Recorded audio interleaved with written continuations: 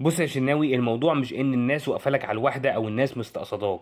جمهور النادي الاهلي مفيش بينه وبينك حاجه او في بينه وبينك طار علشان يستقصدك او يقف لك على الواحده.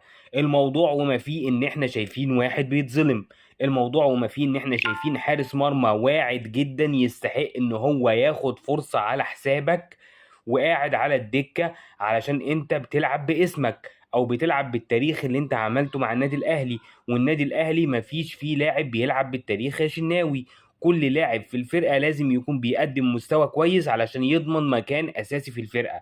لكن ان انت تفضل تلعب بالتاريخ وانا عملت وانا سويت، او ان انت تفضل تساومنا بقصه العروض اللي جات لك وانت رفضتها علشان كده لازم انت اللي تلعب اساسي. لا، الكوره ما فيهاش كده يا شناوي. احنا شايفين واحد في البرايم بتاعه بيتظلم وقاعد على الدكه علشان انت حضرتك بتذل النادي ان انت رفضت العروض وفضلت قاعد مع النادي الاهلي. احنا كل هدفنا الفرقه، ان الفرقه يبقى حالها منضبط، وان افضل لعيبه هي اللي تبقى موجوده في الملعب. واحنا شايفين كلنا ان مصطفى شوبير هو اللي يستحق يلعب اساسي على حسابك، علشان انت بتقدم الفتره الاخيره عك كروي.